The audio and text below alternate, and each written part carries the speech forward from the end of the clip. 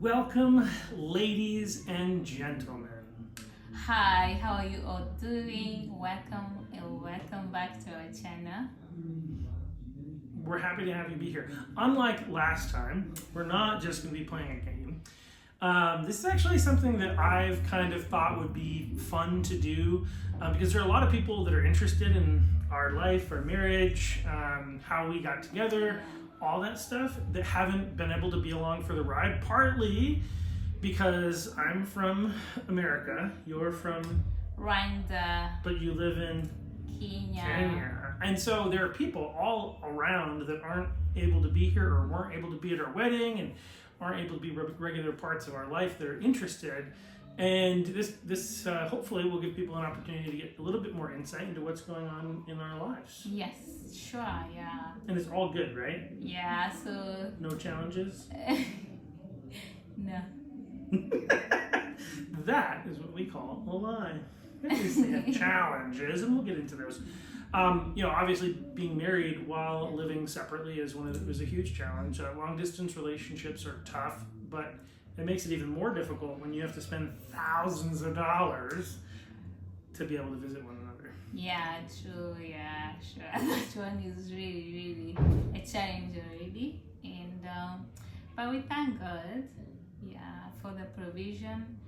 Yeah, that's something that we are very thankful for. Yeah. So I feel like since this is kind of like we had a fun one, but this is probably our first, like, we'll call it real, we'll call it episode, I guess.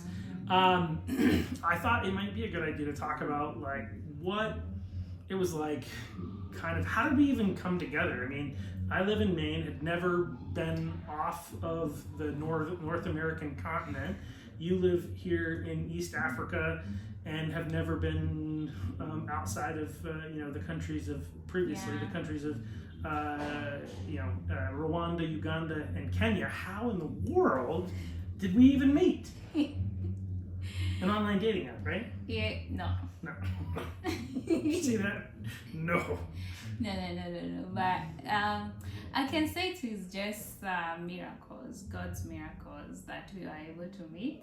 And probably you will just share, how did you get to know each other? Or how did you get to meet? Yeah, I'll share from my perspective, and then I'll let you share from your perspective, kind of like what happened around and leading up to. So about 3 years ago, I was just living my life in Maine, and there were a lot of people that were coming into Maine from outside the country and were being taken care of. I thought Christian brothers and sisters, but were being taken care of by the government of Portland. And I thought, man, why shouldn't Christians take care of their brothers and sisters? And I'd been thinking that for a while, and then in the fall of 2021, I had an open room in my apartment and just was wondering, what do I do with this? And I was part of this church. I was connected to a church, I should say, and I did some functions with them. And a guy came through who was connected to that church because it was all part of the Anglican church. And he and I met and became friends as we went to an event as part of a thing called Alpha. And part of Alpha, they had this thing called the Holy Spirit Weekend. And this guy needed a ride when everybody else couldn't, and I had to leave after work anyway, so I went and picked him up. And we met through that, became friends, and I thought, geez, this guy is currently living at Motel 6. He doesn't have the ability to cook his own food. And I have an open room, and he was just an incredibly wise man. Like, he immediately, other people who met him, his name's Timothy, other people who met him, some of you may know him, but other people who met him said, when Timothy speaks, you listen, right? So I got to know him and just really felt like at the Holy Spirit Weekend that the Holy Spirit was laying on my heart that I should open up my house to have this guy come and stay with me.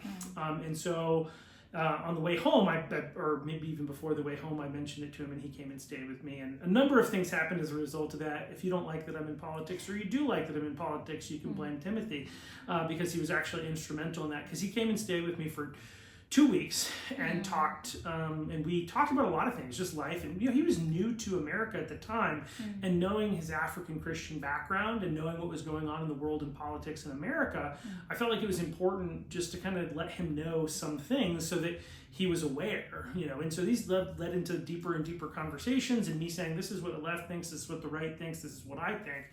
He started saying, you need to go into politics. And I said, no, I don't. Like, no, and no. And he ended up staying with me for 2 weeks before he got a job out in Idaho with the Anglican Church. And shortly before he left, he changed his phrase and he said, you are going into politics. And so I was like, maybe God's trying to say something to me through this man. But also, because he had made that recommendation, after I made the decision to pursue politics, I made sure to call him at least once a month so that he could deal with the after effect of his advice, what I ended up having to go through and pray for me. But again, we were really good friends, and anyway, at some point along the way, he's like, what can I pray for you for? And I was like, well, I'd really like a wife. And so he started praying for me for a wife. And at some point he asked, would you be open to dating an African? And I was like, yeah, why not? And at some point even, he may have been talking about his daughter, and I may have made a joke, kind of a joking but half true, like that I'd be open to dating his daughter kind of thing. And he took it as just a joke, I found out later. But anyway, he ended up initially connecting me to somebody else, I think your cousin, who I talked to for a couple of months. No, I wouldn't say we dated, but we talked.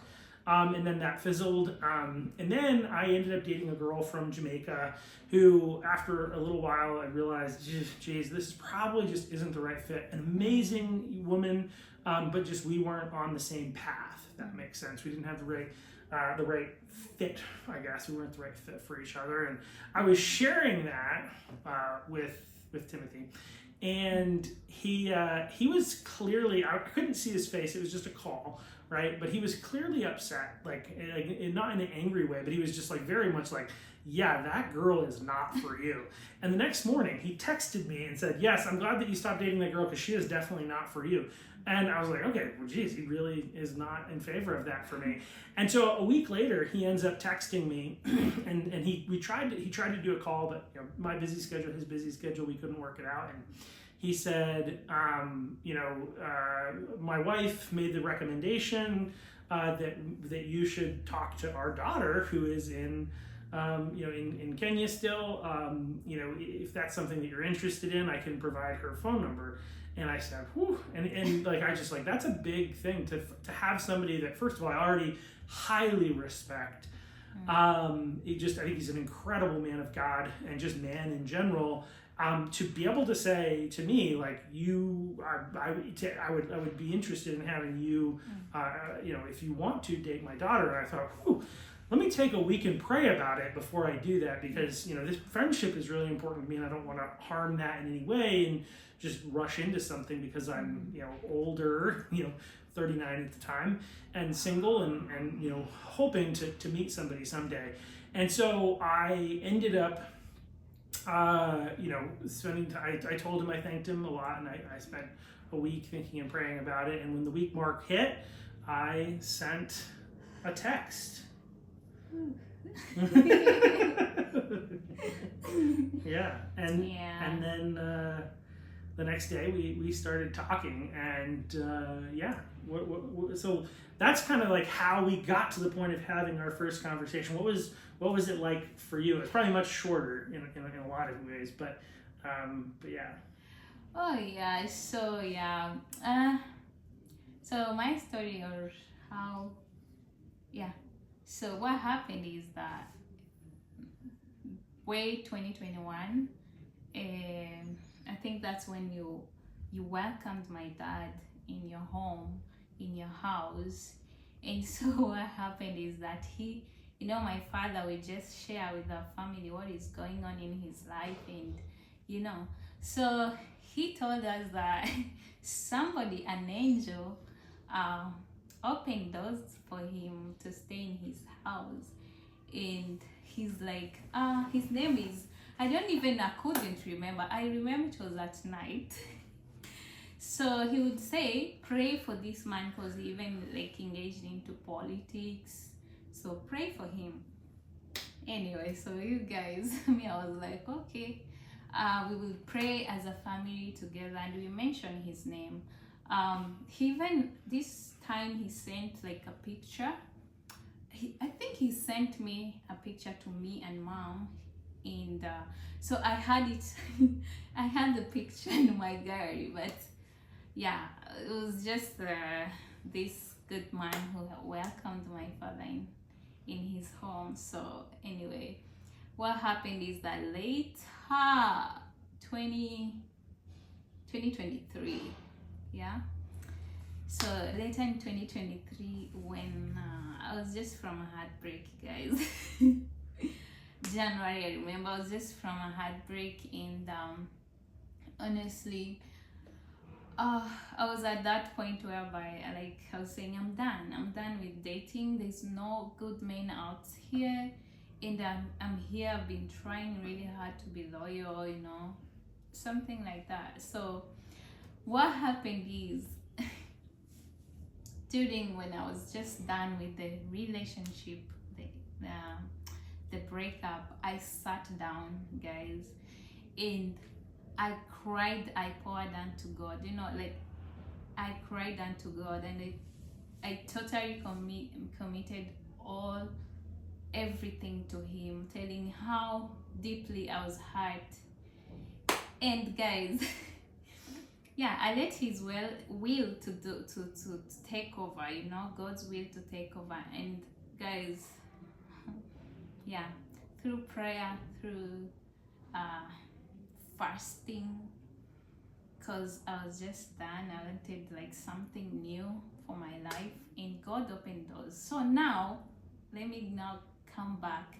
Now 2023, I remember just on a Saturday, and that previous day, I had gone over for a fellowship somewhere, and specifically I went before the pulpit and I poured out to God, like telling Him how I was hurt.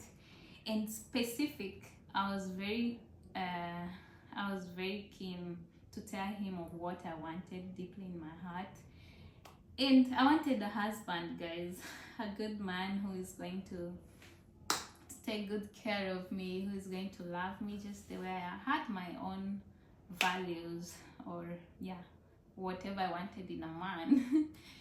So yeah, guys, so on a Saturday, I got a call from Mom, and she was like, Janvi, are you open up to like dating your friend's dad?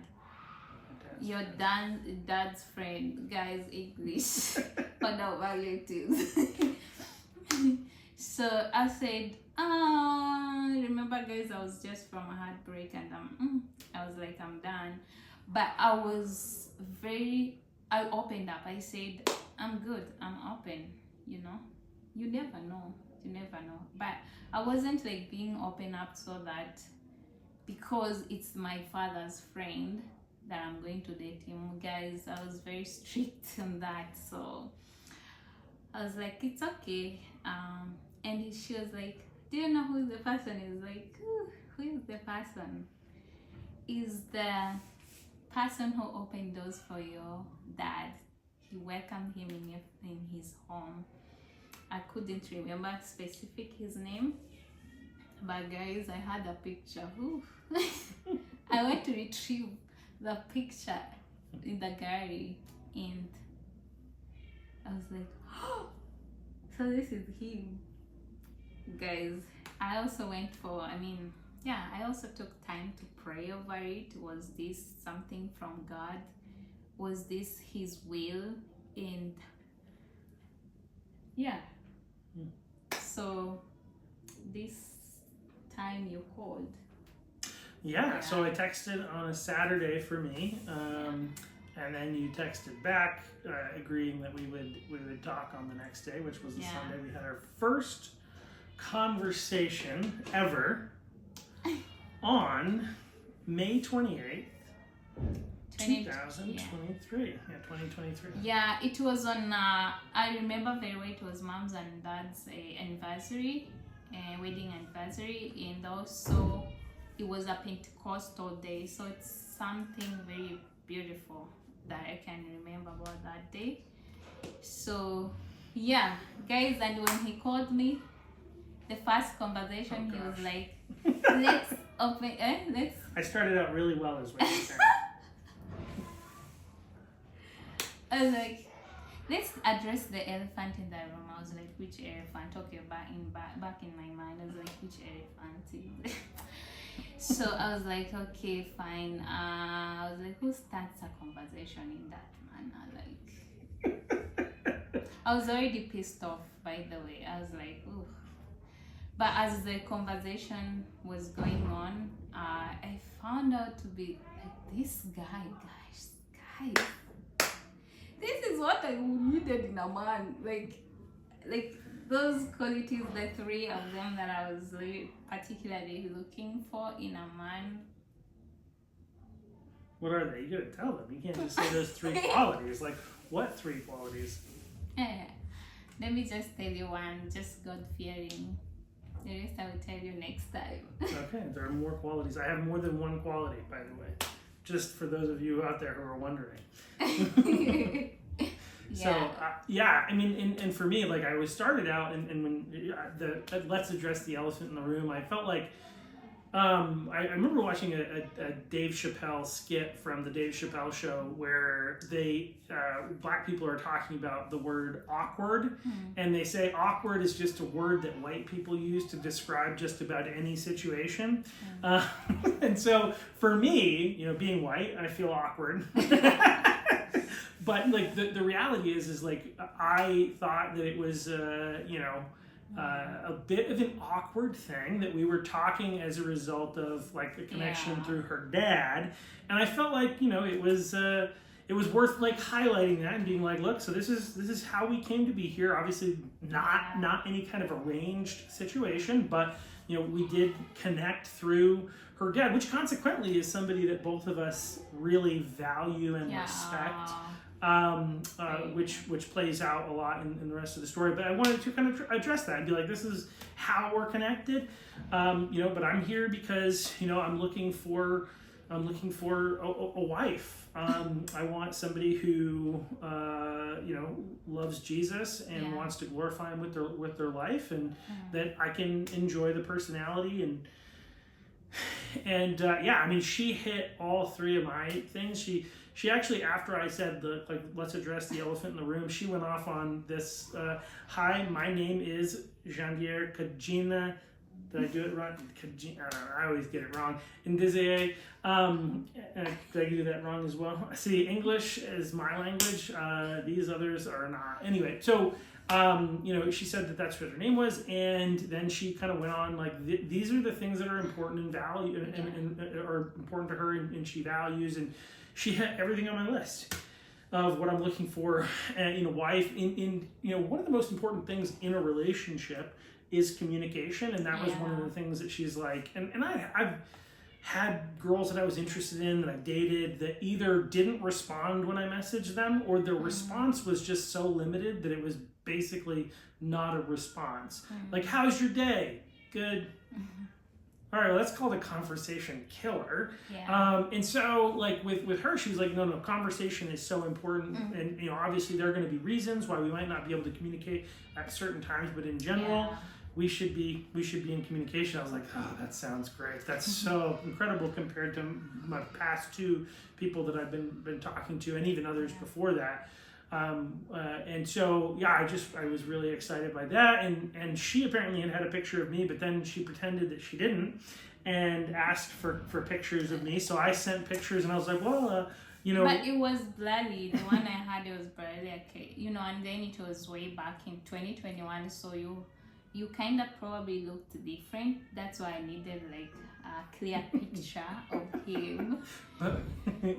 Yes. But either way, so I sent her some pictures, and then I was like, well, if I'm sending you pictures, you should send me some pictures. Which I had seen a picture of her when Timothy had been staying with me, because he had shown me pictures of his family, and I didn't have those pictures, and I didn't remember perfectly, but I remembered thinking that she was pretty. And so I wasn't surprised when she sent pictures over, and she was beautiful. And there were a couple of the pictures that made me think, how old is she? Because she looks really young. And we're both kind of blessed with that, right? Yeah. So the reason I went in my gallery, and I picked the worst picture I had in my gallery, and I sent it to him. I didn't know. I was that. like, yeah, and it turned out to be the prettiest. The good picture for him. So I was like, man, this man surely. Anyway. Well, regardless of the quality of the pictures, according to her, one of the things that if you see pictures of her, and you probably have, right? One of the things that you notice really quickly is just the infectious, smile that she has. She just has this smile that shows that she's in love with life, and just as a generally speaking happy person and loving, caring person. My family members have commented on this smile as well, and so the pictures, there are a lot of aspects of physical beauty that are important. In fact, that was one of the things that's important in a relationship is you have to be attracted to the other person. It's a necessity. You can't not be attracted. But your attraction is more than just about the physical nature of the person. It's also about the person on the inside. I was very fortunate in that I'm absolutely attracted to her physically, but also the personality that she has, the person that she is even better. And so, it was just very, very fortunate. So, God really blessed us in that way. And we both were excited about the other person and decided that we wanted to keep talking. And I feel like I did so well, or God was at work so much in it that I felt comfortable making jokes the next day about how many kids we were going to have. Ooh. That one also pissed me off. So, I got myself in trouble. Did you mention 12? I said, how many kids do you want, 7 or 12? Imagine, And your response was, I've gone back to this to prove. That was very funny. You said 2 to 4. Later on, you adjusted it down to 2 to 3 and tried to claim that you'd never said as many as 4. But I prefer probably 2, maximum 3. But God knows, He knows what He's going to bless us with. So but I'm just hoping that it'll be at least 3. Yeah. At most. At most 3, at least. I say at least 3 sounds great. So that's kind of how we initially got connected. One of the fortunate things that some people may know, some people may not know, is that where she lives, which is in Kenya, which is where we are now, the languages are Kiswahili, known as Swahili in the U.S., and English. And so, fortunately, we were able to communicate. Although there are some challenges, like certain phrases, like the elephant in the room was a phrase that I don't think she was even familiar with. Was. Oh, you were. You just thought it was strange. No, just strange. Why would someone just start all of a conversation? It's address the elephant in the room. That one also was just Well, anyway, so some of the phrases, this one she did know, but some phrases are unknown, and then some of the ways in which we communicate about things, simple things, like bathroom versus washroom. We call them, we call it a bathroom in America, but the bathroom is where you take a bath. Here, not where you, go use number 1 or number 2. So anyway, there's some challenges. There are some challenges there. In the early days, what was one of the challenges that you had in our early talks? So he really talks really pretty fast, and I don't know if you're following. For those who are he speaks very fast, and it was a very change for me. With other things were just they just get in and go out. I did not even understand what he's trying, but I could still like, hey, what did you say? Can you repeat? Hey, come again. What did you say? And also in that way, I think it will like stress you out, yeah, frustrate, yeah. What, the language? No, just me No. keeping like telling you to repeat. I don't know. I don't remember. You know, you probably remember better than I do. Yeah. How stressed out or frustrated I might have gotten. I do get frustrated when I have to repeat things sometimes. So that is very possible that I got frustrated. And then there were also other challenges on my side, where is even though she speaks English, so they actually follow British English. Yeah. And on top of that, like they have a really, I would say, in some ways, thick Kenyan accent to it. So sometimes, like Kenyan and Rwandan accent, both of them come and collide. And even like whenever I'm speaking English, you will just feel like there's Kenya, Rwanda, Swahili. Yeah. Well, one of the words recently that we were talking about that you said, and I can't remember what you were trying to say, but canon is what it's. Oh, but you were saying Canaan is in the place of Canaan, It was which Canaan. is where Canaan. where the promised land is. I kept hearing her say Canaan, and I'm like, why are you talking about a canon? I don't understand. So there are a lot of things like that where, because of the accent, it's sometimes hard to understand. Yeah. I think the biggest challenge for me early on, though, was more the time. Because, like, you know, living in Maine, and we were talking, depending on the time of year, it was 7 or maybe 8 hours difference. And so we had very little time throughout the course of the day, especially where I worked, where we could talk. So most days, in our early days, we would only talk during the week on my lunch break for maybe a half an hour, and we would chat on the days that we could, and we would text aside from that. But that was really challenging early on, especially because we very quickly decided that we liked each other a lot. I think within the first week, you were texting me that you thought you were falling in love with me. And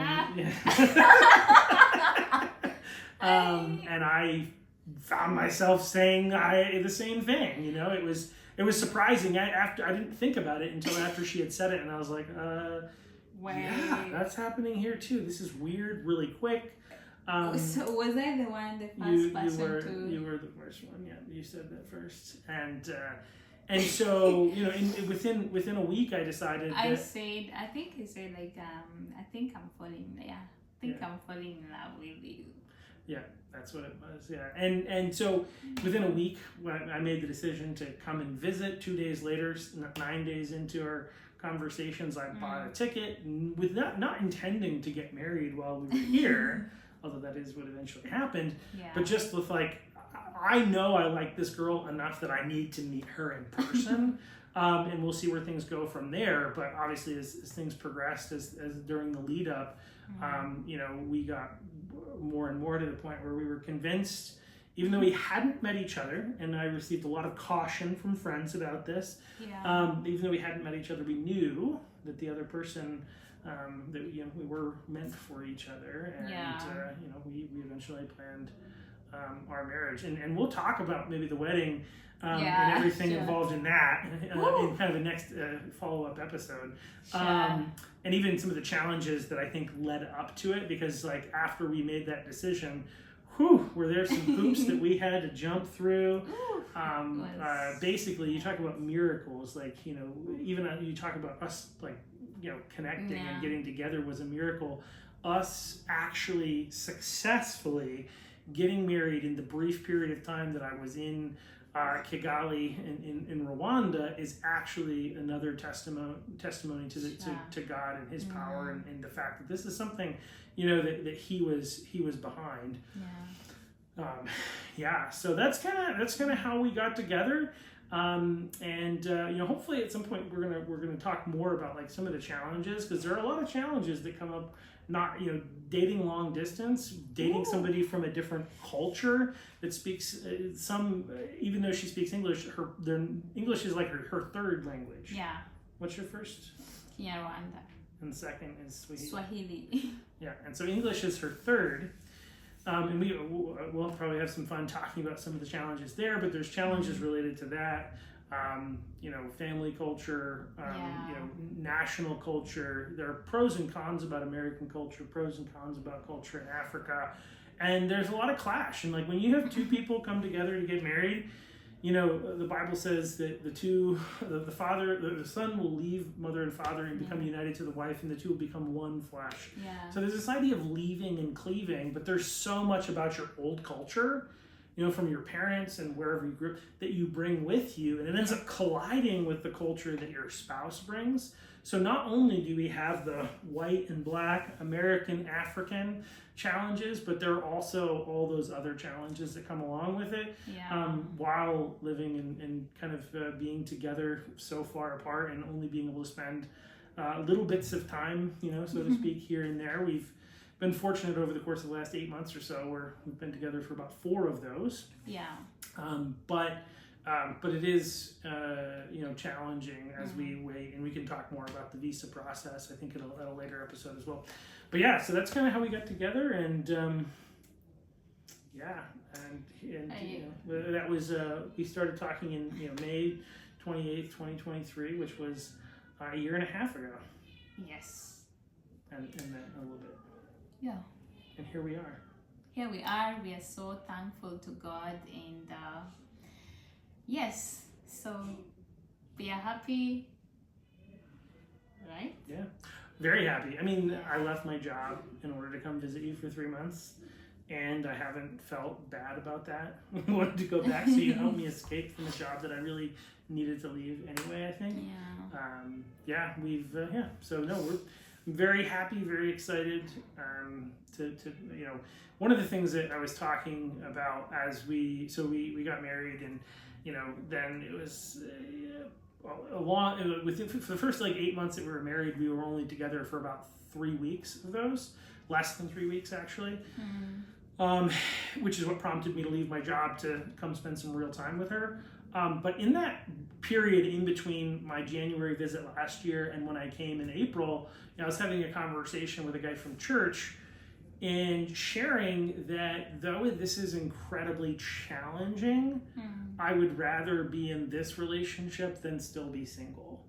And that's still the case with all the challenges that come with this, and dealing with the U.S. legal immigration process is a nightmare in and of itself. On top of all the other challenges and struggles that we have, fights as our cultures clash and our sinful natures clash. With all the challenges, I'm still so much happier being with my lovely wife than being single at home. Working hard to go home to myself. I did a lot of things. I found meaning in life, and I found ways to be productive. But married life is so much better than single life, even if my wife is on the other side of the world. Yeah. So that's my perspective. Yeah. So guys, tell us please what you want to hear from us. What you want us to share with you. But a lot we have to share. We have to share with you the challenges we meet, time difference while talking to one another, and others will come more and more. The visa waiting process. What else? I mean, some of the things we talked about, the cultural clashes. Yeah, all those. Yeah. So, guys, I think we are done. Yeah.